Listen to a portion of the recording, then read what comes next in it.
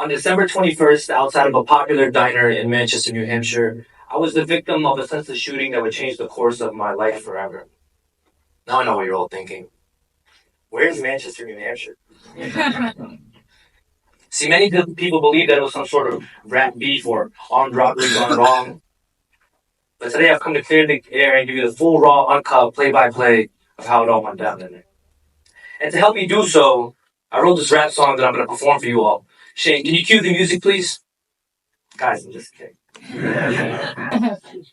Let's see. How many people in here know me by face? Jeez. Okay. How many people in here know me as the rapper Sip or Reality? Okay.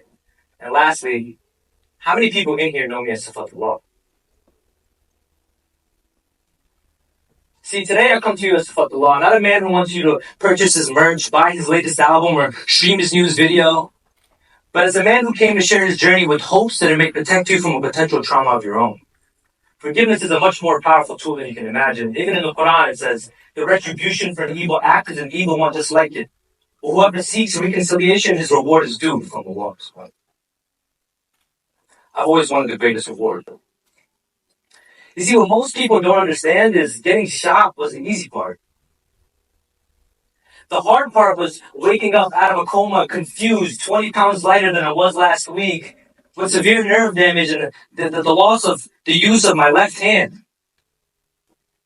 What was even harder was going back home and seeing these comments and messages and media articles of everyone just feeling so sorry for me. I didn't even feel sorry for myself. I was confused. What happened? Why do you feel bad? I'm okay. I'm thankful. I'm here. Alhamdulillah. Thank God. And as I was getting these phone calls of sympathy and sorrow, I started to hate what was happening to me until I got a phone call from one of the very creators of this organization. You see, Salman called me and he said the same thing. He said, Sif, I'm sorry for what happened to you. But I want to leave you with something. I want to plant a seed. And he used a stolen term, and the term was amor fati. It's to love your faith. To fall in love with what happened to you. And to be honest, I thought he was bugging. I'll be honest. This is the worst I've ever been. Like, you want to fall in love with what happened to me? But I understood his true essence unbiasedly. You see, I understood that he wanted the Afghan community to grow, so I took his advice into consideration over time. On the last night of my coma, I had a severe nightmare. I was in a hotel room, dim lights, with everything evil around me. I want you guys to visualize this. Everything evil around me, everything worldly evil around me. And I remember wanting to escape. It was the first time in my coma when I just wanted to break out and escape. And I looked up to the sky and I said, God, please wake me up. Please wake me up. And I begged until I found a little bit of strength to finally roll out of the bed. And when I rolled out of the bed, I fell straight onto my face. The only thing I had the strength to do was get into prostration. So I put my forehead on the ground, I gathered my knees, and I cried and I begged. And I said, Allah, please wake me up. I'll do anything. I'll leave everything. I'll leave everything. Just please wake me up. And I cried until a form of tears puddled upon my face, and I can still feel the wetness on my nose till this day. And it sounds surreal, but the next sight I saw was me awake in an ICU room to the sight of my mother and my sister with their faces in a state that I've never seen before. What happened? So you got a bad shoulder. You got shoulder surgery. What? This does not feel like a shoulder surgery. I feel like I'm dying. What happened? Sip, you've been shot. Me? I'm a good guy.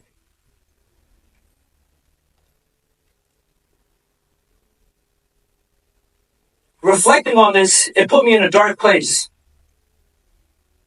It put me in a dark place, and everyone asked, aren't you angry? Don't you hate the man who did this to you? They should put him behind bars. Who is it? You should testify. I forgave him. Instantly. Because forgiveness was the most present and the most recent thing that I've witnessed. Allah gave me a second chance. He forgave me. Who am I to hold a grudge against another man? But to be clear and to be transparent with you, hatred, revenge, and anger was very near and dear to me. You see, what I don't speak about is that my older brother was also shot the night that I was shot.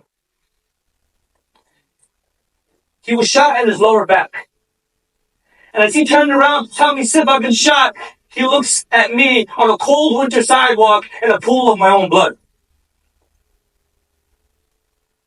As the paramedics arrive and everyone is panicking because this is outside of a popular diner, he gets into the back of an ambulance and makes a phone call to my 16-year-old brother and mother who were at an Afghan wedding at the time and says, Mom, I've been shot and Sip is dead.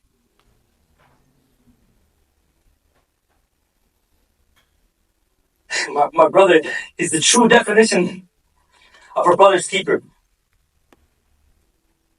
When he got to the hospital, he told the doctors and the nurses in his room to get out my room and go to Sid because he's more of a priority than I am.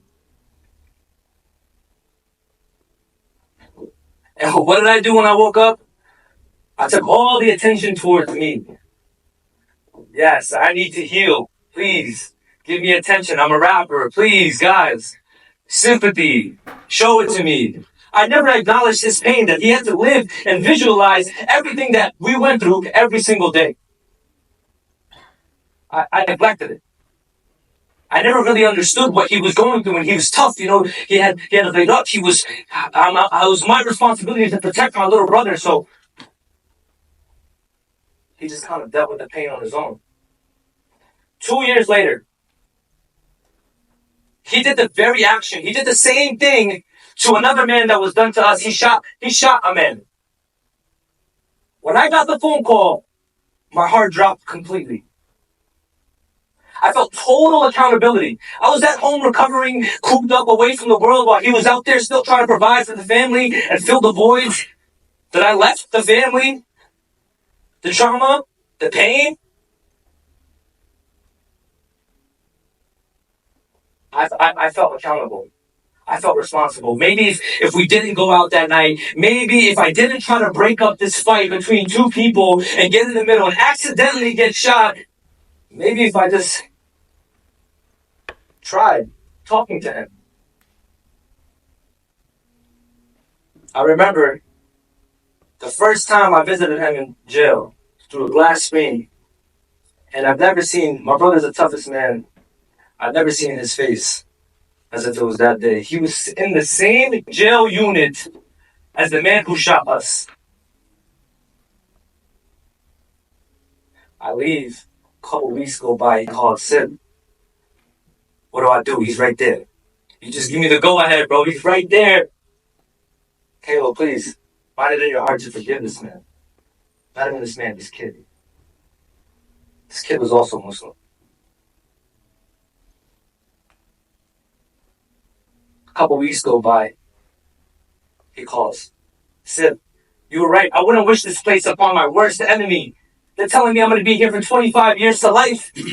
I want you to find it in your heart to write a letter to the judge in our shooter's case stating that you forgive him on paper. It's like a holiday for me. I said, Taylor, you want me to do this for real? And he said, yes. You do it, and I'm going to do it too. So I wrote a letter to the judge in the case, and I said, although I'm the victim, although I got it the worst out of everybody that night, I'd hate to feel responsible for taking part of a young man's life. You know, I'd still be able to travel. I'd still be able to have a vacation. I'd still be able to work. His life is on pause.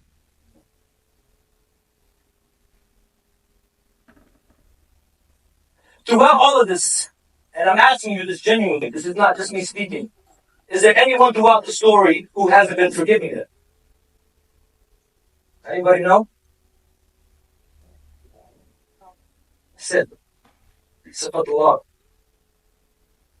I pinned all the blame on myself. I carried it with me. I never really got a chance to forgive myself. I was just so angry for being there and just being me, a rapper.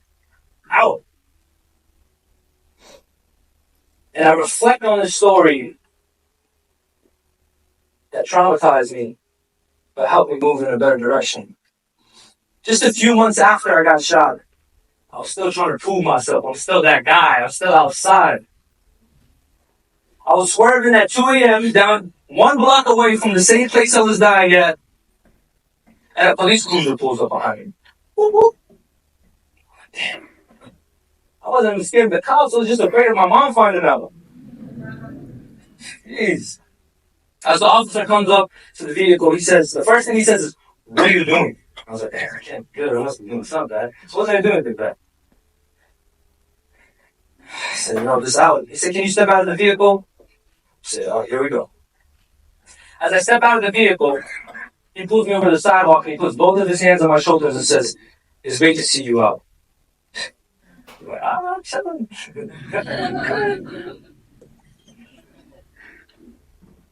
He said, "Do you want to meet the officer who saved your life?" What? Who? Yeah. "You want to meet the officer who saved your life?" I said, "Yeah, I would love that." 5, 10 minutes go by. Small talk is over. Christopher Adley walks around the corner with tears in his eyes. So, wow, this must be powerful. I must be powerful. As he approaches me and gives me a hug and says that he was asking around about me, and he said that everyone said nothing but good things about me. I said, "Of course." But what he said next will traumatize me for the rest of my life and make me change my ways and find forgiveness for myself, in my heart for myself. As I'm getting ready to head out, the officer who pulled me over asked Chris, "Are you going to tell him or not?" Chris got nervous. I said, "Chris, officer Abby, well, what is it? What is it? You have to tell me now. You can't keep secrets." He said, "Sip, when I arrived at the scene, all the first responders, the paramedics, the firefighters, they all gave up on you. They said he's dead. They walked away. And as I came over to you, trying to give you chest compressions, they came over to me and whispered in my ear that Sip is dead. Get off." And he said, "I refused because every time I would give you chest compressions, you would wiggle the fingers in your right hand and gave me enough motivation to keep going." It was the first time in my life where I truly felt sorry for myself.